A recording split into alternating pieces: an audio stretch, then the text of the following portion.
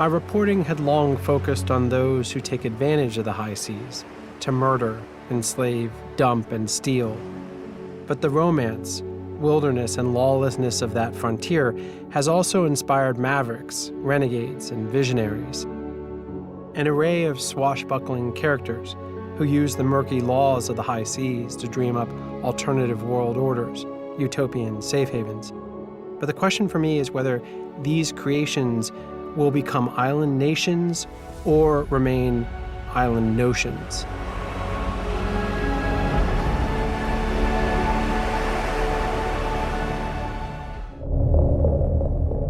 Two-thirds of the planet is covered by water. It's our planet's wildest frontier, breathtaking as much as it is vital to all life.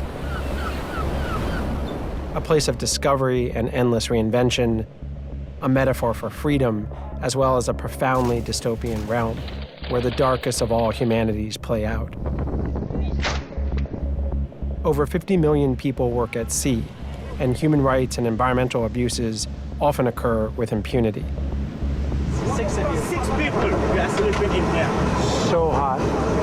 This is I've never ever seen this bad. My name is Ian Urbina. As a journalist, I've spent the past decade reporting from this lawless frontier.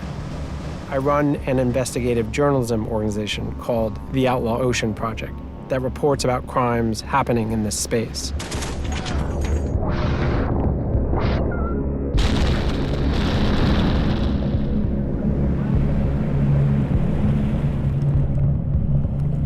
This is the Outlaw Ocean.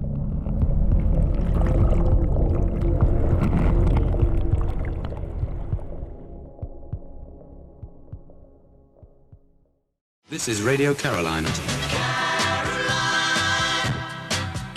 It's 1965. The BBC and other broadcasters are only playing popular music late at night, leaving young audiences starved for more.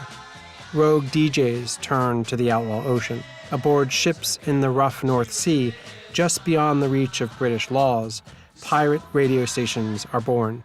They quickly attract millions of listeners. Millions of kids have learned to say, "I love Caroline" on 199, and they lap it up from 6 in the morning until 8 o'clock at night. One such pirate broadcaster was Paddy Roy Bates. He took this legal quirk a step further. On Christmas Eve of 1966, he motored a small boat 7 miles off the coast of England to a rusty, abandoned anti-aircraft tower. At the time, Ruff's Tower lay just outside British waters. Inspired with a nutty idea for a perfect gift for his wife, Roy took hold of a grappling hook and rope, clambered aboard, and declared it conquered, even making it into the local news of the time. Why did you do it? Well, I'm not really introspective, really, you know, and I never really look for the reasons why I do a lot of it. I suppose I'm a maverick. I do the unusual, and I enjoy doing the unusual. And these sort of things don't just tempt me, they attract me like a magnet, and I just have to do them, that's all. He named the disused platform just outside Britain's territorial waters Sealand. It didn't look like much, but now it was his, and his alone. And what a perfect gift for his wife. But it wasn't long before Bates's new nation was challenged in British courts, a colorful story that was reported by American media at the time. The British Navy sent a boat close by. Roy Bates' son, Michael, fired warning shots. Father and son were brought to court, but a judge ruled that since Sealand lay 7 nautical miles outside British waters, British courts had no jurisdiction. Bates took that as recognition, created a flag, stamps, passports, and currency with Jones' arresting profile and a motto, E Mare Libertas, from the sea, freedom.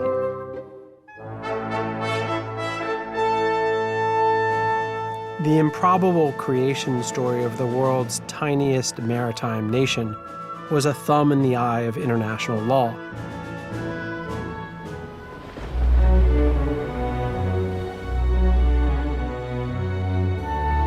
Since Jules Verne's 20,000 Leagues Under the Sea was published in 1870, people have dreamed of creating permanent colonies on or under the ocean and reinventing to their advantage the laws that govern. La Repubblica del Rosa, an Adriatic version of Sealand, lasted a grand total of 55 days before the Italian government blew it up.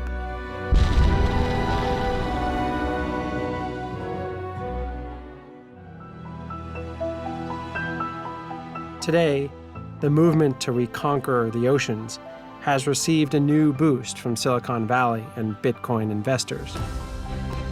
The Seasteading Institute envisions water worlds where governments are selected in an open market, taxes can be waived, and climate change can be hacked. We just need to reopen the frontier by building floating cities, city-states on the ocean. And the goal of this is to transform the entire government industry. Named after the homesteads of the American West, seasteads are conceived as self-sufficient, self-governing, part libertarian utopia, part billionaire's playground. In the meanwhile, climate change and rising seas suggest their pioneering sustainable housing and food production may just offer some solutions.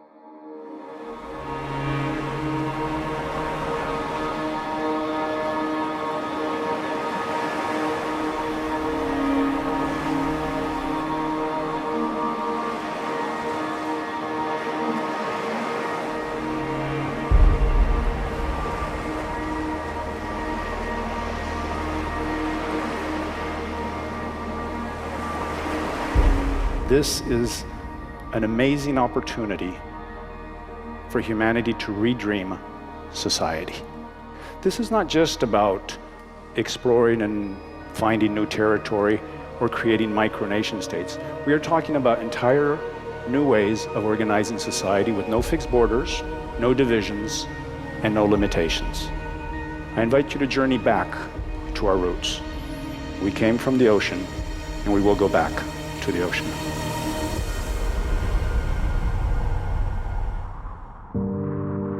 For all these lofty dreams of building brave new worlds in the outlaw ocean, the Principality of Sealand, half a century old, remains the only micronation standing in open waters to this day. You approach, and it looks unremarkable, but it's a marvel. Partially because every other experiment of this sort throughout history has failed within a matter of years. The way you enter this rusty kingdom feels unsafe and slightly ridiculous, but it was so fitting to the rest of the experience.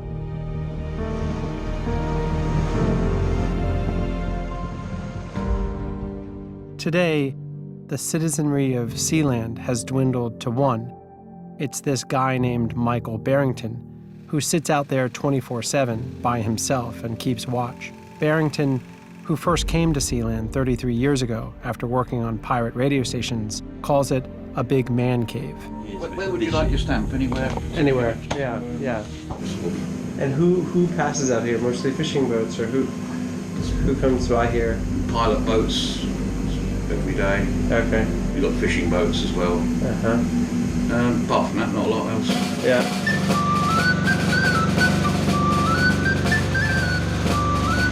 Rooms inside the concrete towers include a multi-faith chapel. Some are below the waterline, and there's a constant sound of sloshing. I mean, we're underwater now, but... Oh, is that right? Just flip the switch on. A small prison cell with an iron bedstead once housed the state's only prisoner in 1978 during an attempted coup. These guys came out of the carrying helicopter. I was here on my own. They came down the winch market, waving away, one from left to another. I ended up being locked in a room for 3 or 4 days with no food or water. Prince Michael was released and exiled, and then with his father, they recaptured Sealand in a dawn raid in a helicopter. Though they released the mercenaries, they held on to the businessman's lawyer, accusing him of treason. Mr. Putz pleaded guilty to a charge of treason. He was eventually freed after a German diplomat came out to investigate, as reported on a local news program. If we had a case of treason to deal with, we would use this as a courtroom, because the jail's down there, and then we could have our vicar in there or whatever, so that's the chapel. So when we execute the bastard, we can do that. Oh, this is flawless. bloody weirder and weirder every floor he's coming down. Yeah, seriously.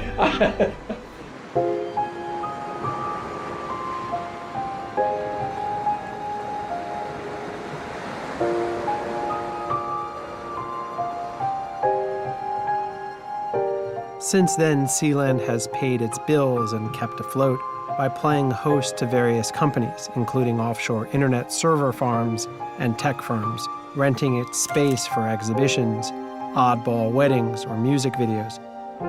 But one thing was clear to Bates. Sealand was born not out of thievery, but out of conquest, and its governance would remain firmly rooted in ethics and law. Kind of child porn, kiddie Right. kind of terrorism. Right. If you want to be a country, you've got to act like a country. Acting like a country having a bit of morality. Right. Yeah? Taking advantage of a gap in international law, Sealand had grown old, while other attempts at seasteads never made it far beyond what-if imaginings. Perhaps the true secret to Sealand's survival was its limited aspirations. It had no territorial ambitions. It wasn't seeking to create a grand caliphate. In the view of its powerful neighbors, Sealand was merely a rusty kingdom, easier to ignore than to eradicate.